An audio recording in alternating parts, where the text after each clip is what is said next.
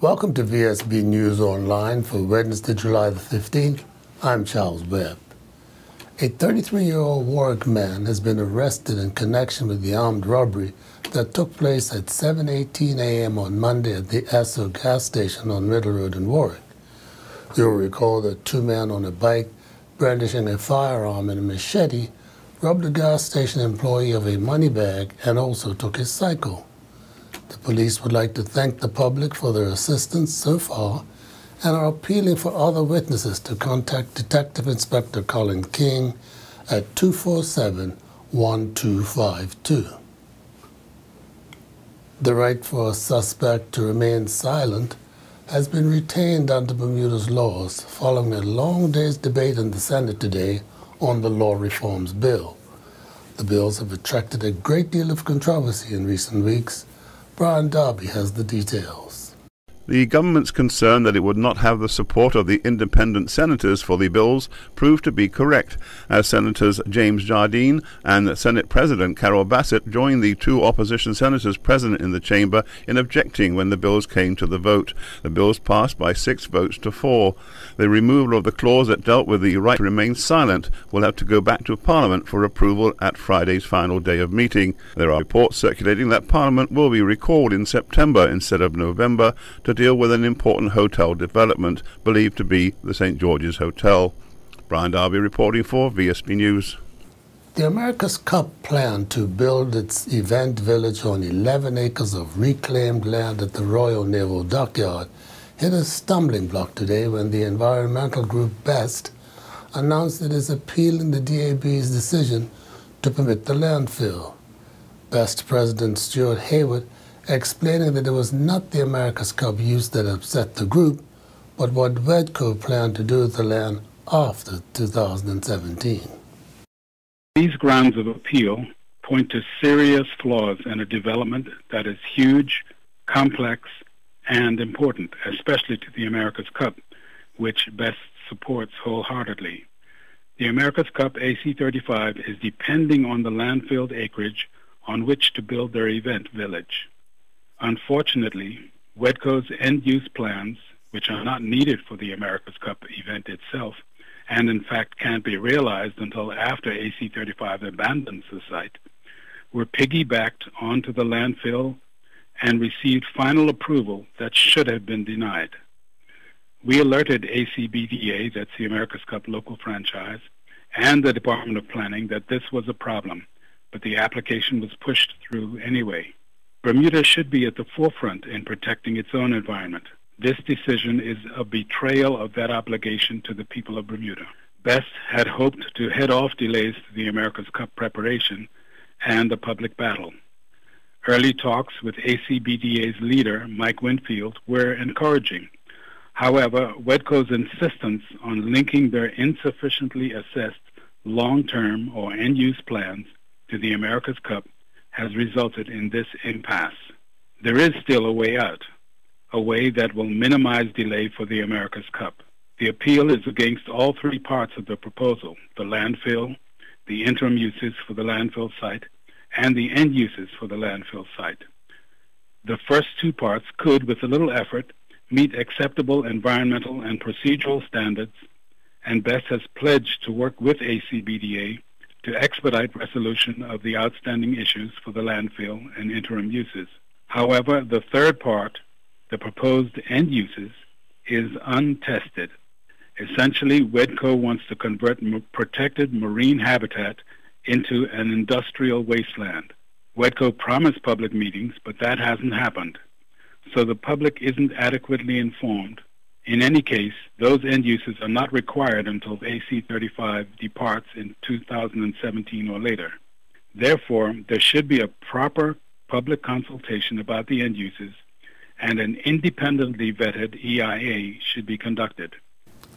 2 young students have been named recipients of the 2015 Steinhoff Bermuda Zoological Society Scholarship. Kanae Bean, a student at the University of Hertfordshire in the United Kingdom, and Shane Antonishan, who is pursuing an environmental science degree at Plymouth University. He tells of his focus when he eventually returns to Bermuda and the benefits of the scholarship. Overall, my main focus is just going to be kind of seeing where the need in the environment is at the moment. I mean, right now my kind of main passion has kind of been geared towards the protection of our coral reefs, mainly inspired by the Kids on the Reef program that I've been volunteering with down at the aquarium for the last 2 years. But I'm trying to keep my overall options very open at the moment. So what is it about the environment that, shall I say, grabs you? I mean, I've been kind of raised in a very environmentally conscious family, and I think it's kind of hard not to be inspired by the environment when we're surrounded by a very unique and at times very fragile ecosystem, and when our overall well-being relies on it, I find it hard not to be inspired by it. Now, with this kind of inspiration, I mean, you know that a number of our young people are not so inclined. How can you pass this message on to them, the importance of the environment?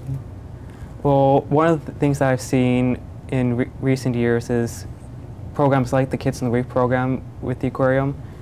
We're introducing the issues in the environment to the people at a very young age. So as they're going into middle and high school, they are aware of the issues that our environment faces, and I think that's really key, is just making the kids aware and at times instilling that little bit of passion into them as well. Now, when you go back to university, how does the scholarship benefit you? Well, the scholarship is personally a huge help for myself and especially my family, as my sister's finishing her university terms studies as well, so the financial strain on that regard is manageable but still quite tight, and this scholarship is a huge, very appreciated assistance towards that. And we'll be back right after this. At the Coalition for the Protection of Children, we believe that children are a gift. We all want to be able to give them all the time, nurturing, and financial support they need. But raising kids today can be expensive. You can spend more than $1,500 on diapers, $1,500 on baby food, and another $1,500 on formula. Why, daycare can run you $9,000 to $10,000 a year. Then on to school uniforms for almost another $1,000, and we haven't even gotten to college yet.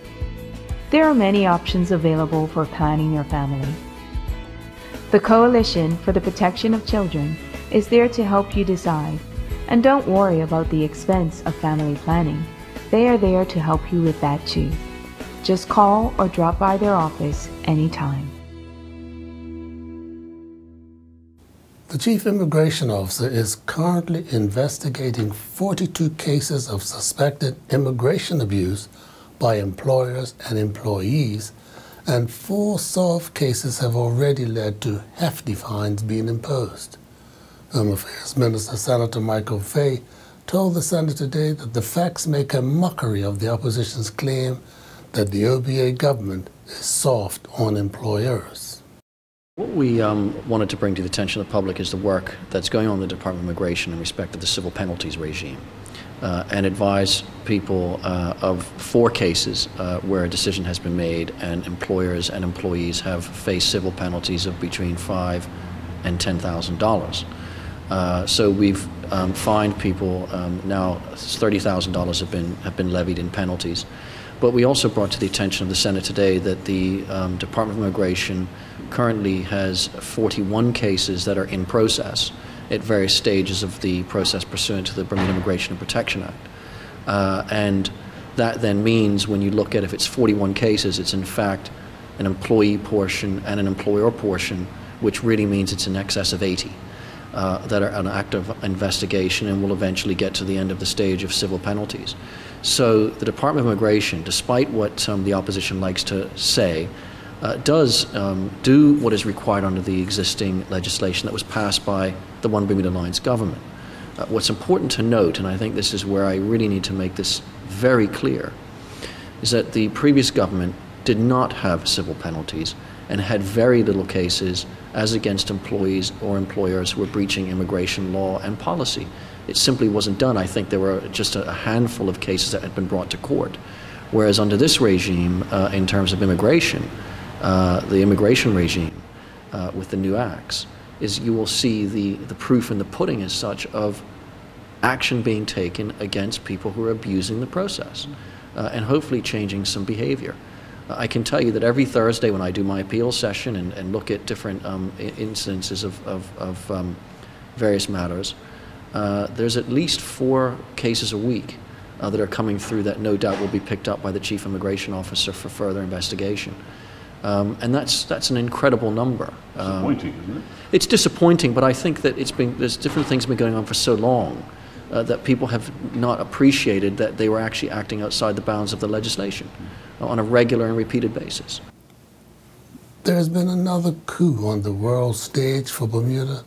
Expedia, the leading travel site, announced last night that Bermuda's Royal Palms Hotel has ranked #1 in the world atop the list of 650 hotels worldwide. VSB News' Chris Lodge has more. Expedia says the list represents a ranking of the world's best-reviewed hotels, reflecting direct customer feedback on Expedia.com. The 2015 list names 650 exclusive properties as Insiders Select winning hotels. The 2015 class of Insiders Select hotels reflects more than 2 million customers' verified reviews. The winning hotels were called out as those that consistently deliver value in the form of competitive pricing, pristine amenities, and superior customer service, and by maintaining a minimum guest review score of 4.7 out of 5. This year's list of top 10 hotels features an array of global destinations, from Bermuda to Italy to Japan.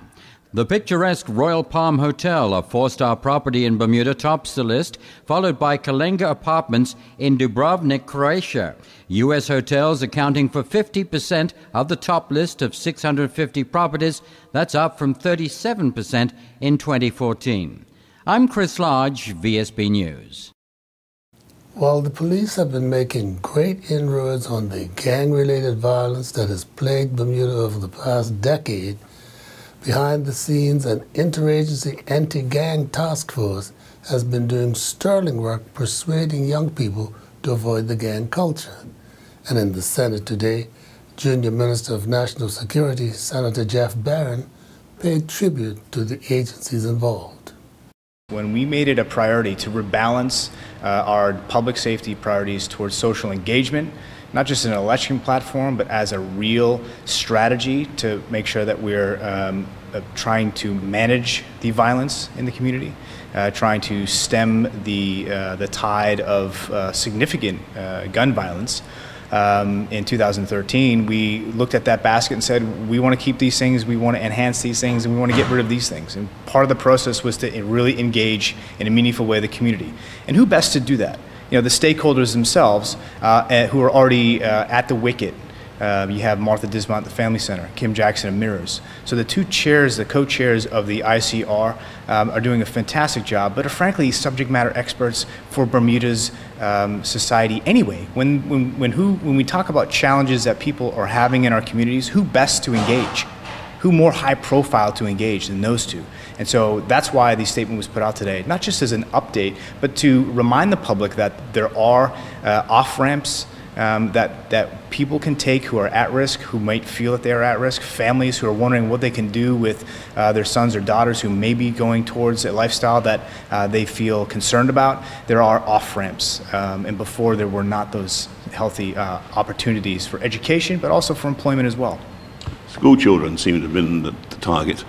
Yeah, absolutely. You know, one of the sobering things for me was going onto YouTube 4 years ago and being able to see a recruitment video for a gang, and not being able to see a recruitment video for a job that I loved, a fireman or a police officer. And so it was striking that the videos were aimed at very, very young children. not just because they're in the neighborhood, but because, frankly, they're being used, they're sold a false type of life, we know now through the GREAT program, the gang resistance and education training that is happening through dozens of schools in Bermuda.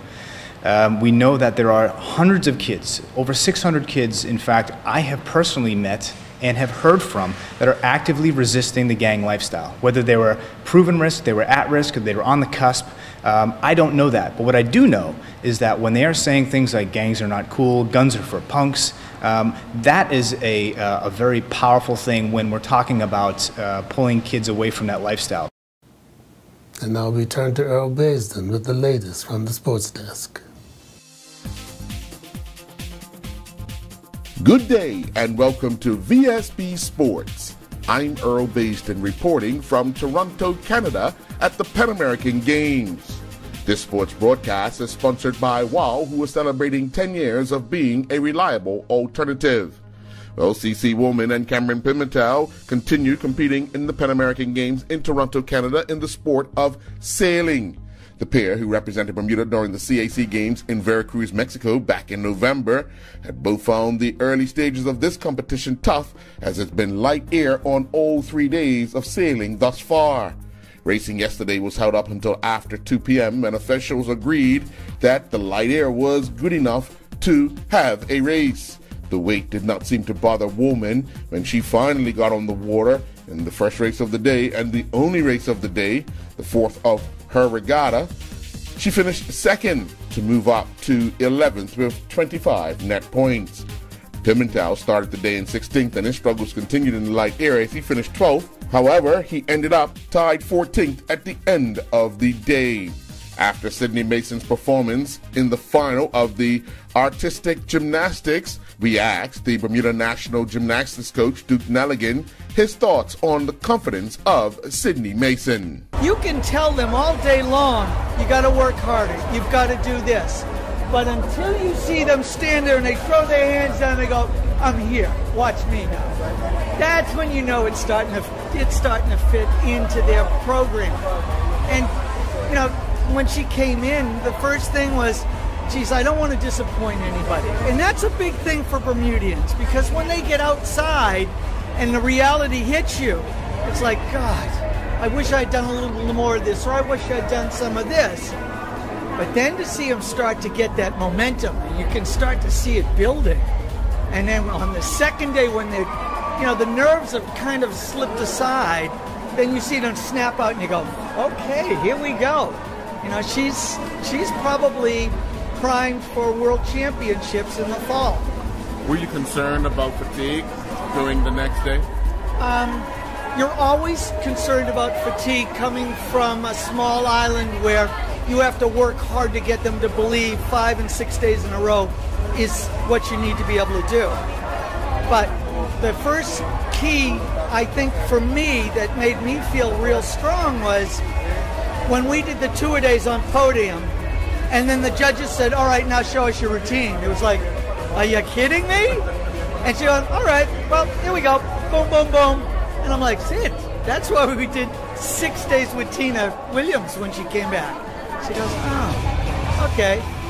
So from that point on, you could see that she was starting to get the swing of things. And being a mature athlete now, it's not, I dropped back from being that kind of do this to how can we help you? What can we do to make this work? Now, I'm proud to be your coach. The Dandytown Sports Club have entered 3 teams in the Disney International Cup competition. The Dandytown Hornets are one of 16 countries represented in the Disney Cup International this year. The Dandytown Hornets under 11 boys playing in bracket 2 of the Silver Division won their opening match against Florida Rush 3-1, while the under 14 boys playing in bracket 1 of the Gold and Silver Division defeated their opponents 4-0. The under 12 girls in bracket 1 of the Gold and Silver Division won their match 4-0. Kamau Lavrock and his Newport Cricket Club teammates won their South Wales Premier Cricket League Division 1 first 11 match by 4 wickets over Pundaloris Cricket Club.